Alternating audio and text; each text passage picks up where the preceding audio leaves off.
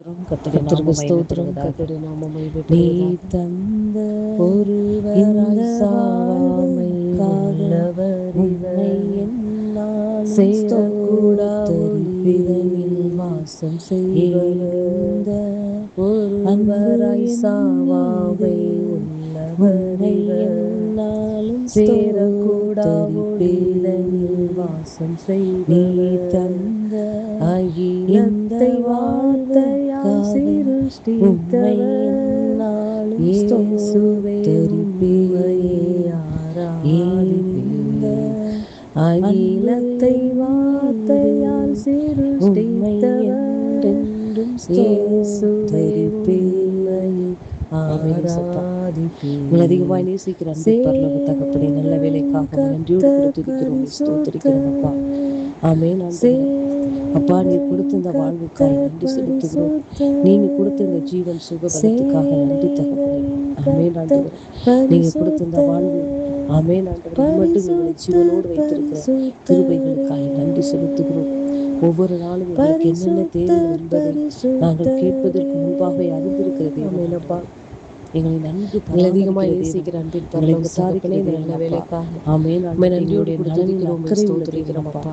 மட்டுமா எங்களை கிருபையாய் நடத்தி வந்த உம்முடைய நல்ல அன்புக்காக தகப்பனாக நன்றி செலுத்துகிறோம் அப்பா. ஒருவராய் சாவாமை உடையவர் அப்பா. சேரக்கூடாத ஒளிதனில் வாசம் செய்கிற நல்ல தேவன் ஆண்டவரே. ஆமென் ஏசப்பா. ஒருவராய் வானத்தை விரித்தவர் அப்பா, உமக்கு நன்றி.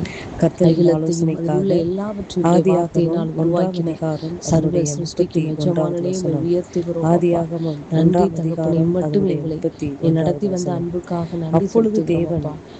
உண்டாக்கின எங்களை தாழ்த்தி விரும்பியாக்கி உடைய சமூகத்தில் மிகவும் இயேசுவின் நாமத்தில் பிதாவே, ஆமென்.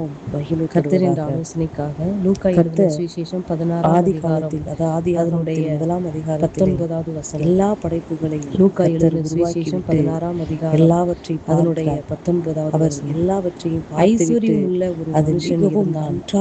அவன் இரத்தாம்பரமும் விலையேறப்பட்ட வஸ்திரமும் தரித்து அனுதினமும் சம்பிரமமாய் வாழ்ந்து கொண்டிருந்தான். வார்த்தை 20வது சொல்ல வசனம். ஆகும். அவர் லாசரு என்னும் பேர் கொண்ட ஒரு தரித்திரனும் இருந்தான்.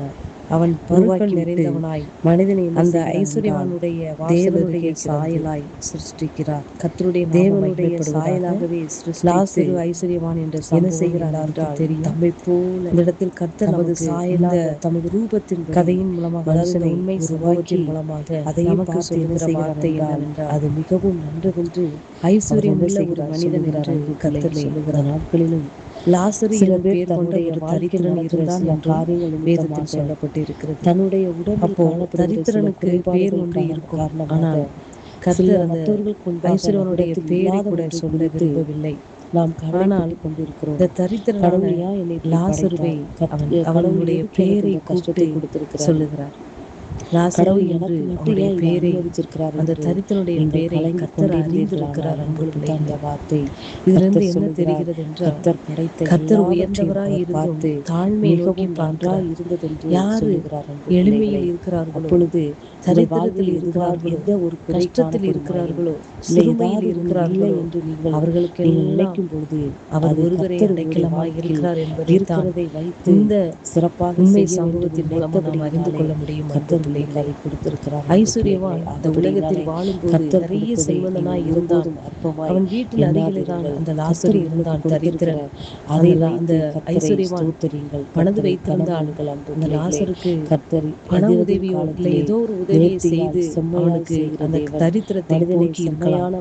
ஆனால் ஐஸ்வர்யவான் இந்த உலகத்தில் வாழும் பொழுது சுயநலமாய் வாழ்ந்து விட்டதன் காரணமாக மரணத்துக்கு பின்பு அவன் சென்ற பாதையை நமக்கு தெரியும். பிள்ளைகளை லாசரு சிறுமைப்பட்டு இருந்தாலும் அவன் மரணத்துக்கு அப்புறம் அவனுடைய வாழ்வு நித்திய ஜீவனாய் இருந்தது என்பதை வேதத்தில் கர்த்தர் நமக்கு காட்டுகிறார். என் பிள்ளைகளே, ஆகபடியினாலே இந்த உலகத்தில் நாம் ஜீவித்திருக்கிற நாட்களிலே நம்மால் முடிந்த நமக்கு போக மீதி இருக்கிறதை நம்மால் இயன்றளவு யாருக்கு உதவி தேவைப்படுகிறதோ, தரித்திரத்தில் சிறுமையில் இருப்பவர்களுக்கு நம்மால் முடிந்த உதவிகளை செய்யும் பொழுது அது எல்லாம் கர்த்தருடைய கணக்கில் பார்த்துக் கொள்ளும் பார்க்கிறோம் நாம் அன்பு வேதத்தில் பிள்ளைகளே. பார்க்கிறோம். அந்த ஆனால் நாட்களிலும் அந்த அந்த திக்குவாய் லாசருவை இருந்தவனைத்தான் எப்படி கர்த்தர் பேர் சொல்லி அத்தனை கோடி அழைத்தார் ஜனங்களை என்றால், அந்த அத்தனை லாசரு லட்ச மீது ஜனங்களை வைத்திருக்கிற அன்பின் நடத்தும்படியாய் நிமித்தமாக அவனை அவன் தலைவனாய் தெரிந்து தரித்திரத்தில் கொண்டார் அவன் அன்பு பிள்ளைகளே. வியாதியில் அவன் ஆனால் சிறுமையில் கர்த்தரால் இருப்பதை நினைத்திருந்தால் கர்த்தர் அந்த திக்குவாயை பார்த்தபடியினாலே எடுத்து அவன் போட்டு நல்ல மரணத்திற்கு பின்பாக பேசும்படியாய் நித்திய அவனுக்கு ஜீவனை அவன் அடைந்தான். அன்பு வாயின் பிள்ளைகளே, வார்த்தைகளை கொடுத்திருக்கலாம். ஐஸ்வர்யவான் ஆனால் இந்த உலகத்தில் தகப்பன் என்ன வாழும் செய்தார் பொழுது என்றால் அந்த எவ்வளவு திக்குவாயை பொன்னும் கொண்டுதான் பொருளும் விலையேறப்பட்ட கர்த்தர் அத்தனை வஸ்திரத்தை ஜனங்களை அணிந்திருந்தாலும் நடத்தினார். அவன் ஆமென் சுயநலமாய் இந்த அன்பு உலகத்தில் பிள்ளைகளே. வாழும் பொழுது கர்த்தர் அவன் உங்கள் மரணத்துக்கு வாழ்வில் பின்பாக அனுமதித்திருக்கிற பாதாளத்துக்கு சில சென்றதை குறைகள் நாம் பார்க்கிறோம். கர்த்தர் அன்பு உங்களுக்கு பிள்ளைகளே, அனுமதித்திருக்கிற அந்த ஆகபடியினாலே பாதையில் பேர் சொல்லி அழைக்கிற எல்லாவற்றையும் அந்த நீ தெய்வம் நன்றி செலுத்துங்கள். சிறுமையும் அந்த எளிமையுமான பாதை நம்மளை அந்த அவர் பாதை அந்த பேர் குறை சொல்லி உங்களுக்கு அழைத்திருக்கிறார். அன்பு கொடுத்த பிள்ளைகளே, இந்த நன்மை என்று நாட்களிலும் நினைத்து கர்த்தர் நீங்கள் உங்களை பேர் சொல்லி பயணிங்கள். அழைக்க வேண்டும் கர்த்தர் என்று அந்த நீங்க பாதை உங்களுக்கு விரும்புகிறீர்களா? நன்மையாக இல்ல தருவார் அன்பு ஐஸ்வர்யவான் என்று பிள்ளைகளே. யாரோ எப்படி ஒருவரை அத்தனை சொல்வதைப் போல ஜனங்களையும் உங்களை அந்த அழைக்க வேண்டும் குறைவுள்ள என்று நீங்க அந்த விரும்புகிறீர்களா? அன்பு திக்குவாயுள்ள பிள்ளைகளே, மோசை கொண்டு நடத்தினாரோ சிறுமைப்பட்டவன் மேல் கர்த்தரே சிந்தை வாயாக உள்ளவன் இருந்து பாக்கியவான் செயல்பட்டு என்று நடத்தினார். வேதம் அதே போல சொல்லுகிறது. உங்கள் லாசருவை குறைவிலே கர்த்தர் அவருடைய பேர் சொல்லி நிறைவு அழைத்தார்.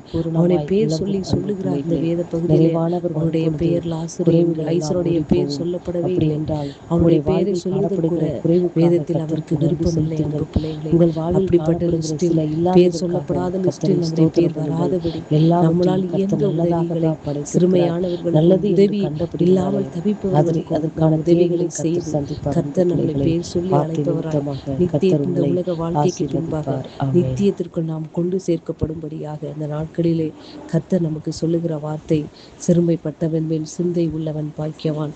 நம்மளால் முயன்ற அளவு சுயநலமாய் இருந்து விடாமல் யாருக்கு உதவி தேவைப்படுகிறதோ உங்களால் முடிந்த அளவு அவர்களுக்கு உதவி செய்யும் பொழுது கர்த்தர் அதை எல்லாவற்றையும் திருப்பி கொடுக்க அவங்களுக்கு வல்லவராய் இருக்கிறார். அன்பு பிள்ளைகளே, ஏழைக்கு இறங்குறவன் கர்த்தருக்கு கடன் கொடுக்கிறான். அவன் கொடுத்ததை அவர் திரும்பி கொடுப்பார் என்று வேதம் சொல்லுகிறது. நாம் சிறுமைப்பட்டவர்களுக்கும் உதவியற்றவர்களுக்கு நாம் உதவி செய்யும் பொழுது அதை எல்லாவற்றையும் திருப்பி கொடுக்க கர்த்தர் உண்மை உள்ளவராய் இருக்கிறார். அன்பு பிள்ளைகளே, வார்த்தை நிமித்தமாக கர்த்தர் உங்களை ஆசீர்வதிப்பாராக. ஆமென்.